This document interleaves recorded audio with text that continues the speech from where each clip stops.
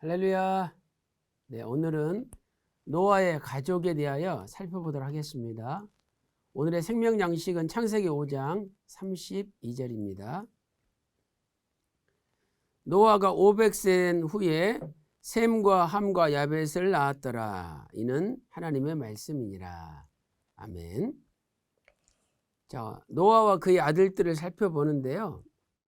노아는 계산해 보면은요, 502세부터 자녀를 낳기 시작했습니다. 지금까지 창세기 5장에 나오는 10대 족장들의 첫 아들을 낳은 나이를 계산하면은 평균적으로 118세입니다. 아담이 130세 셋을 낳았죠.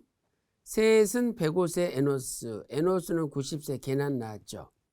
자, 이런 식으로 쭉 계산해 보면 평균 118세가 나오죠.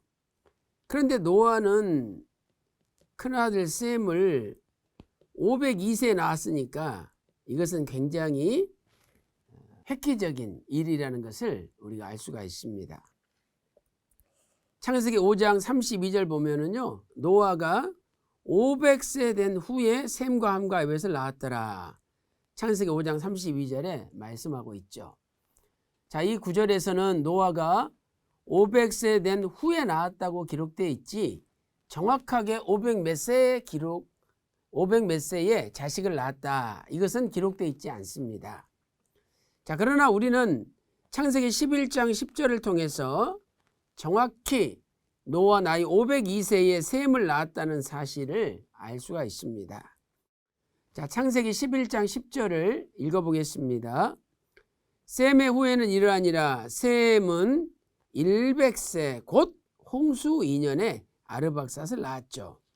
자, 홍수는 창세기 7장 6절 보면 노아 600세에 일어났는데 홍수 2년은 노아 602세죠. 그러므로 노아 602세에 셈이 100세다. 자, 이것은 노아가 502세에 셈을 낳았다는 것을 우리에게 알려주고 있습니다. 그러므로 노아가 502세에 셈을 낳았고 600세에 홍수 심판이 있었으니까 우리가 셈이 태어난 때부터 계산한다 할지라도 노아의 아들들은요, 100살이 되기 전에 방주를 짓기 시작한 거죠. 그래서 당시 수명으로 볼 때는 노아의 아들들이 아주 젊은 나이, 아주 어린 나이에 방주를 짓기 시작했다는 것을 알 수가 있습니다. 또한 노아가 셈과 함과 야벳 외에 다른 자식들을 낳았다는 기록은 성경에 기록되어 있지 않습니다. 자, 창세기 5장 32절 보세요. 노아가 500세 된 후에 셈과 함과 야벳을 낳았더라 말씀하고 있죠. 그리고 창세기 9장 28절을 보세요. 홍수 후에 노아가 350년을 지내었고, 자, 일반적으로는 350년을 지내며 자녀를 낳았으며 이렇게 기록돼야 맞는 거죠. 이게 일반적인 기록 형식이에요. 그런데 노아의 경우는 노아가 홍수 후에 자식을 낳지 않았기 때문에 그냥 홍수 후에 350년을 지내었다, 이렇게만 기록되어 있는 것이죠. 그러므로 노아는 방주를 짓기 전에 셈과 야벳을 낳았고 방주가 짓는 동안에는 자식을 낳지 않았다는 것을 알 수 있습니다. 이것은 하나님께서 노아로 하여금 오로지 방주 짓는 일에만 전념하도록 만드셨던 것을 가르쳐 줍니다. 자, 두 번째로 우리가 생각할 것은 노아의 세 아들들이죠. 노아의 세 아들들은 홍수 전에 아내를 얻었습니다. 그러나 홍수가 나서 방주에 들어가기까지 노아 600세 2월 10일부터 방주에 들어갔잖아요. 그런데 그때까지 자녀를 낳지 않았다는 거예요. 이건 역시 노아의 세 아들들이 오직 방주 짓는 일에만 전념하도록 하나님께서 만드신 것이죠. 창세기 6장 18절, 이것은 홍수 나기 전에 하나님이 언약을 체결하신 거죠. 그러나 너와는 내가 내 언약을 세우리니 너는 내 아들들과 내 아내와 내 자부들과 함께 그 방주로 들어가고.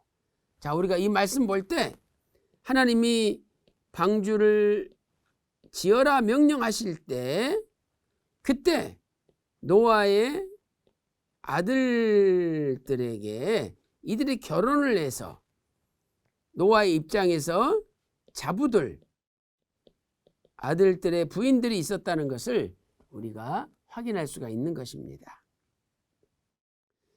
베드로전서 3장 20절에도 방주에 들어간 사람은 겨우 8명이라 이렇게 말씀하고 있죠. 또 창세기 10장 1절에도 노아의 아들 셈과 함과 야벳 후에는 이러하니라. 홍수 후에 그들이 아들들을 낳았으니. 이것은 홍수 전에는 노아의 세 아들들이 자식을 낳지 않았다는 것을 알려줍니다.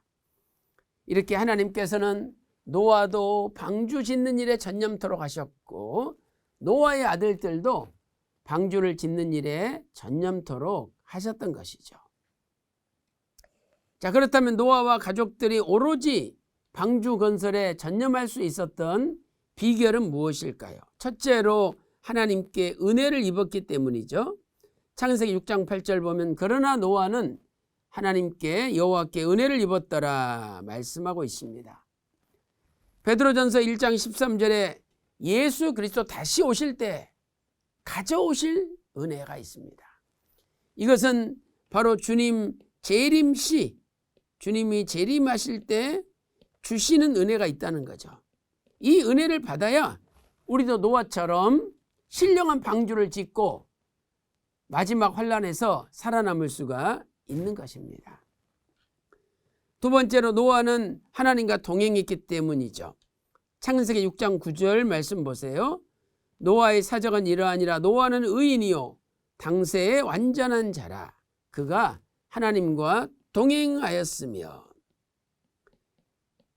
이 동행이라는 것은 히브리어로 할라크라는 단어죠. 이것은 함께 걷는다 이런 뜻입니다. 그래서 이 의미 속에는 하나됨이라는 의미가 들어있어요. 하나됨, 일치. 그래서 노아는 늘 하나님의 마음과 하나 되었고 하나님의 생각과 하나 되었고 하나님의 비전과 하나 되었기 때문에 하나님과 동행할 수 있었던 것이죠. 마지막 세 번째 비결은 말씀대로 준행하였기 때문이죠. 창세기 6장 22절에 노아가 그와 같이 하되 하나님이 자기에게 명하신 대로 100% 다 준행하였더라 말씀하고 있습니다. 창세기 7장 5절에도 노아가 여호와께서 자기에게 명하신 대로 다 준행하였더라 이렇게 말씀하고 있습니다. 이렇게 하나님이 명하신 대로 100% 순종할 때 바로 그분은 하나님과 동행하는 사람이고 하나님께 은혜를 입은 사람이고 그래서 결국 하나님의 마음을 기쁘시게 하는 사람이 되는 것입니다. 노아처럼 온전히 방주 짓는 일에 전념할 수 있는 거죠. 오늘 또 하나님께 은혜를 입고 하나님과 동행하며 말씀을 준행함으로 마지막 때 신령한 방주 건설에 앞장서서 전념하는 저와 여러분 다 되시기를 주님의 이름으로 축원합니다. 기도 올리겠습니다. 살아계셔서 우리의 발걸음을 인도하시는 하나님 아버지, 오늘 또 거룩하신 은혜 가운데 저희들도 노아처럼 신령한 방주 건설에 전념하기를 소망합니다. 하나님께서 은혜를 주시고 하나님과 동행하게 하시고 하나님 말씀하신 것이라면 다 준행하는 순종의 사람들이 되게 하여 주시옵소서. 모든 것을 맡기옵고 존귀하신 예수님의 이름으로 간절히 기도 올리옵나이다. 아멘.